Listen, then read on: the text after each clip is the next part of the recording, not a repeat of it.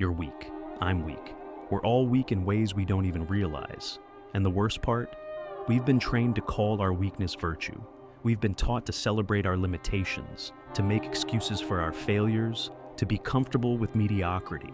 And Friedrich Nietzsche saw right through all of it over 100 years ago.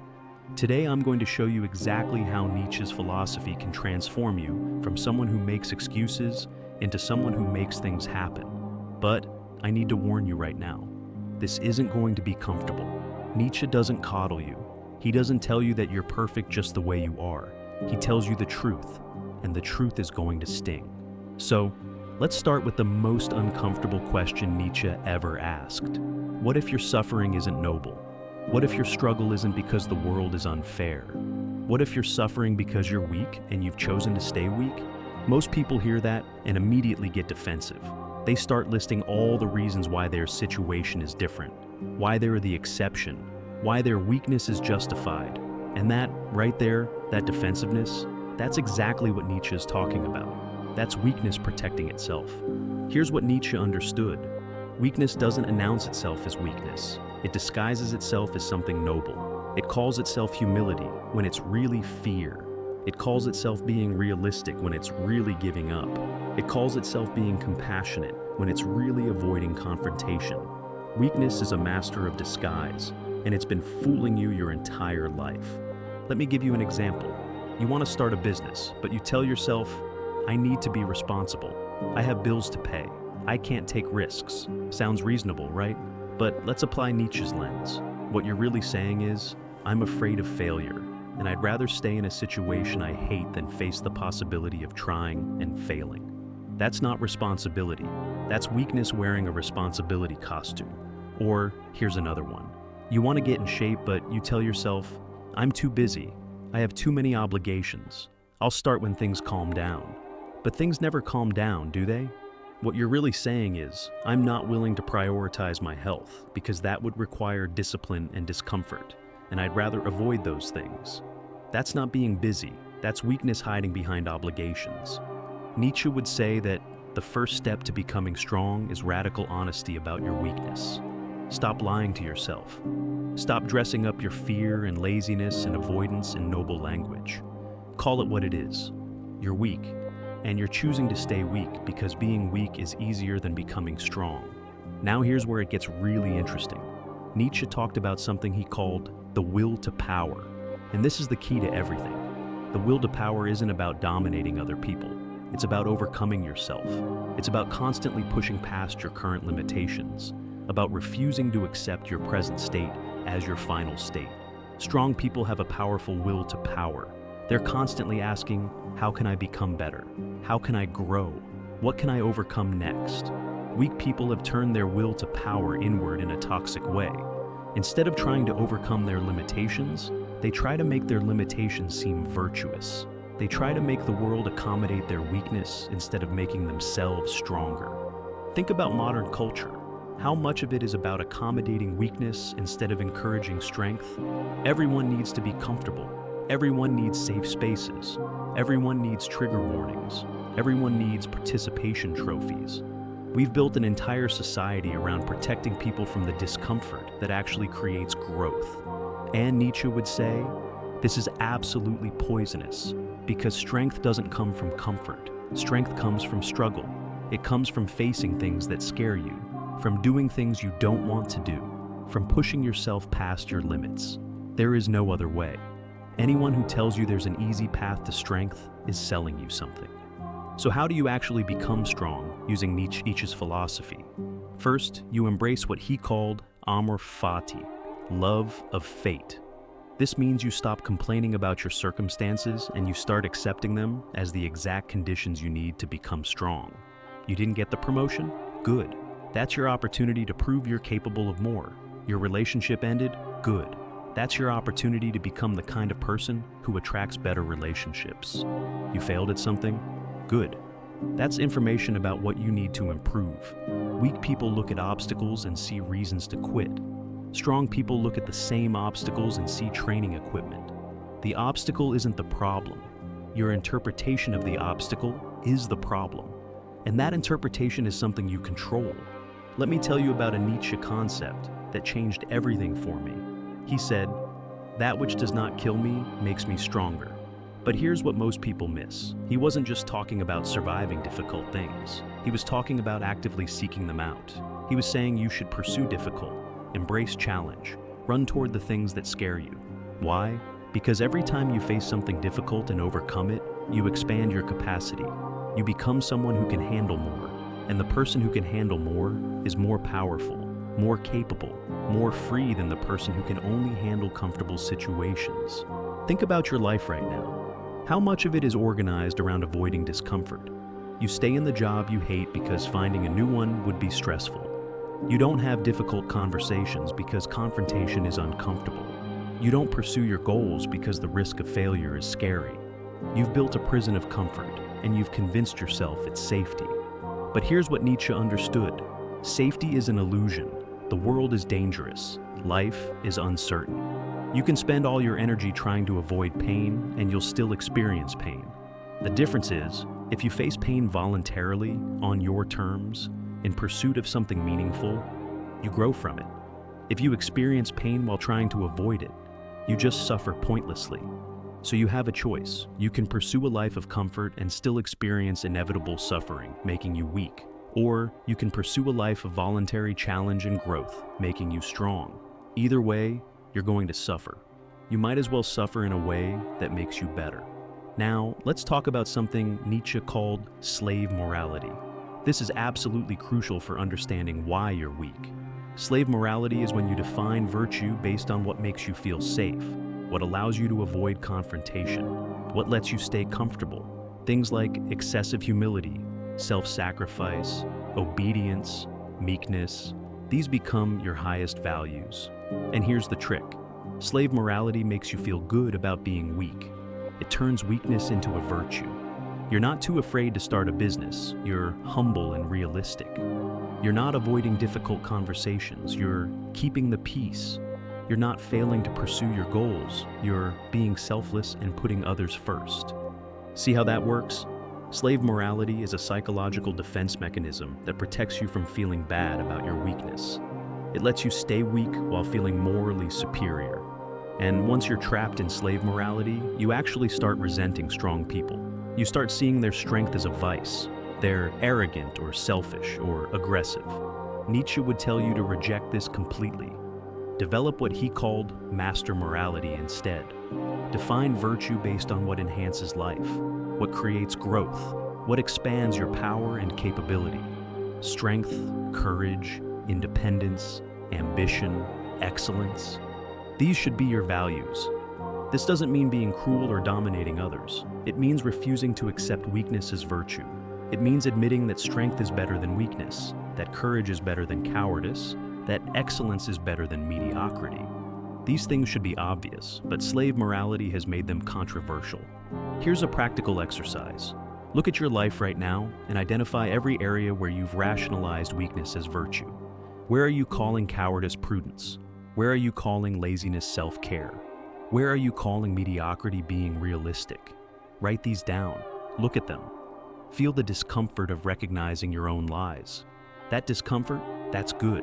That's the first step to change. Weak people avoid that discomfort. Strong people lean into it. They use it as fuel. They say, "I've been lying to myself, and now I'm going to do something about it." Let me tell you about another Nietzschean concept that's incredibly powerful for becoming strong: the eternal recurrence. Imagine you had to live your life exactly as it is right now, over and over again, for eternity. Every choice, every action, every moment, repeated infinitely. Could you embrace that? Would you want to?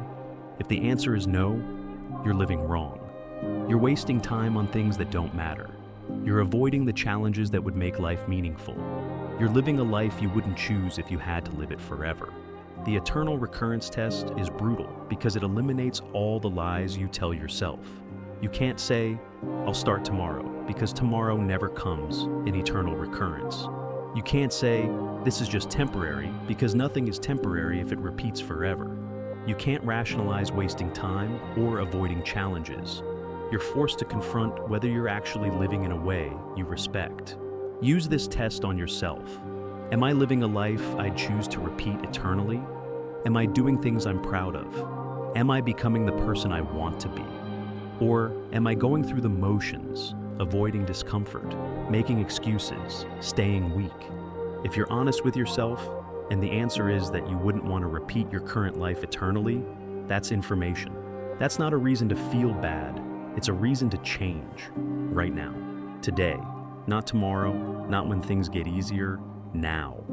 Here's something else Nietzsche understood that most people completely miss. He said that you need to become who you are, not who your parents want you to be, not who society expects you to be, not who your friends think you should be, who you actually are.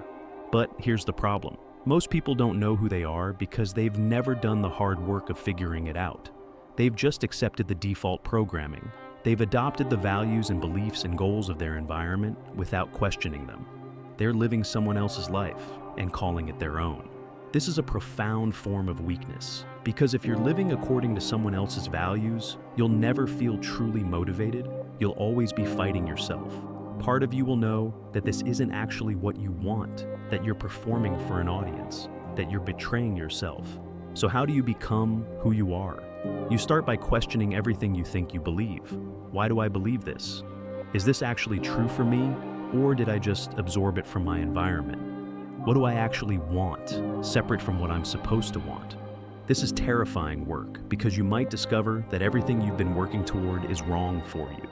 You might realize you're in the wrong career, the wrong relationship, the wrong city, living the wrong life. But that terror is good. That terror means you're getting close to the truth. And once you know who you actually are, once you know what you actually value, you become unstoppable. Because now you're not fighting yourself anymore. You're aligned. You're integrated. All your energy is pointing in the same direction. That's real strength. Now let's talk about something uncomfortable. Nietzsche said that you should be careful who you associate with. He said that pity is dangerous, that compassion can be a weakness, that surrounding yourself with weak people will make you weak. This sounds harsh, but think about it honestly. Who are you spending time with? Are they people who are growing, striving, becoming stronger? Or are they people who are comfortable in their weakness, who reinforce your excuses, who validate your limitations? If you're surrounded by people who are constantly complaining, making excuses, avoiding challenges, what do you think that does to you? You absorb their mentality. You start thinking that's normal. You start adopting their weak behaviors and calling it loyalty or compassion. Nietzsche would tell you that you need to be ruthless about this. Not cruel, but ruthless. You need to surround yourself with people who are stronger than you, who challenge you, who don't accept your excuses. People who are doing the difficult work of becoming strong themselves. This doesn't mean abandoning everyone who's struggling. It means being honest about whether your relationships are making you better or worse. If someone is constantly pulling you down, constantly discouraging you from growing, constantly wanting you to stay at their level, that's not a friend. That's an anchor. Strong people lift each other up by refusing to accept weakness. They hold each other to higher standards. They call out excuses. They challenge each other to do more, be more, become more. That's real friendship. That's real love. Anything less is just comfortable mediocrity. Here's another Nietzschean insight that's crucial. He talked about resentment, which is when you can't do something, so you convince yourself that thing is actually bad. It's psychological sour grapes that turns into a whole world view. And here's why this matters for becoming strong. Every time you fail to do something difficult, every time you avoid a challenge, you're tempted by resentment. You're tempted to say, actually, I didn't want that anyway. Actually, that thing isn't valuable. Actually, people who pursue that are wrong. This is incredibly poisonous because it stops you from learning and growing.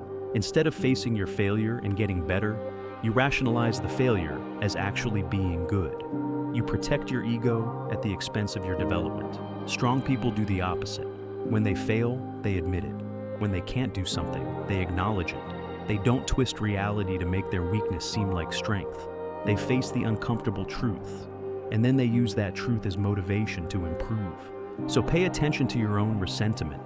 When you find yourself saying something isn't important or isn't valuable, ask yourself, is that really true? Or am I saying that because I failed at it? Or because I'm afraid to try? Be brutally honest. Because every time you indulge in resentment, you're choosing to stay weak. Let me tell you about Nietzsche's concept of the Übermensch, the overman, the person who has overcome themselves. This is the ideal. This is what you're aiming for. The Übermensch doesn't accept society's values. They create their own. They don't follow the herd. They forge their own path. They don't make excuses. They take responsibility for everything in their life. Now, you're not going to become the Übermensch overnight, but you can start moving in that direction today. You can start taking more responsibility. You can start questioning your assumptions. You can start doing difficult things. You can start becoming strong. And here's what happens when you do this. Life doesn't get easier. That's not the promise. Life might actually get harder because you're taking on more challenges, but you get stronger. You become more capable. You expand what's possible for you, and that's infinitely better than staying weak in comfortable circumstances. Think about it this way. Would you rather be a strong person facing difficult challenges or a weak person avoiding challenges? Because those are your options. You can't have an easy life as a strong person. Strength comes from struggle. If you want to be strong, you have to seek out the struggle. Here's something practical you can do right now. Identify the hardest thing in your life, the thing you've been avoiding, the thing that scares you most. Whatever you're not doing because it's too difficult, too risky, too uncomfortable. That thing. And do it today, not tomorrow, not when you're ready. Today. You're not going to feel ready. You're never going to feel ready. Readiness is a myth that weak people hide behind. Strong people act before they're ready. They learn by doing. They become capable by attempting things they're not yet capable of. Will you fail? Maybe. Probably at first. But Nietzsche would say that failure is information. It's feedback. It's the universe showing you what you need to improve. Weak people see failure as a reason to quit. Strong people see failure as a reason to adjust their approach and try again. Let me tell you something Nietzsche understood that modern self-help completely misses. You don't become strong by thinking positive thoughts.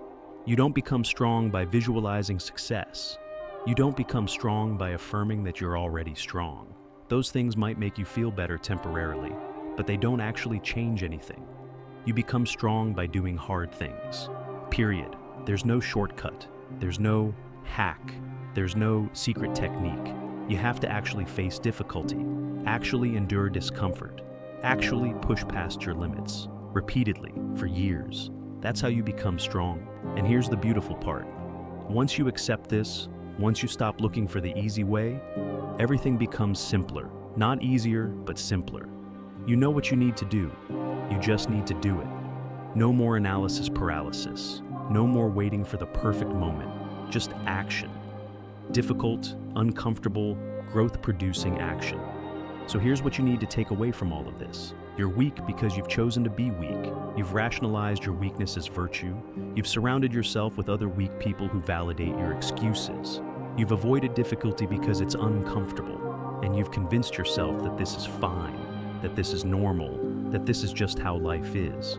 But Nietzsche is here to tell you that it's not fine, that you're betraying yourself, that you're capable of so much more, that you're wasting your limited time on this earth being small and comfortable when you could be expanding, growing, becoming powerful. The path to strength is simple. Face difficulty voluntarily. Stop making excuses. Take responsibility for everything in your life. Question your beliefs and values. Surround yourself with people who are stronger than you. Do the things that scare you. Embrace struggle as the price of growth. It's simple, but it's not easy. Nothing worth doing is easy, and becoming strong is worth doing, because the alternative is staying weak. And staying weak means living a small life, full of regrets, always wondering what you could have been if only you'd had the courage to try. You have one life, one shot at this. You can spend it being comfortable and weak, or you can spend it becoming strong. Nietzsche would tell you that the choice is yours. Nobody else can make you strong. No circumstance will force you to grow. You have to choose it. You have to want it. You have to be willing to suffer for it. So what's it going to be? Are you going to keep making excuses? Keep hiding behind slave morality? Keep surrounding yourself with people who enable your weakness? Or are you going to start today, right now, becoming the strong person you're capable of being? That's the question Nietzsche forces you to answer. And your life, the quality of your life, the meaning of your life, depends entirely on how you answer it.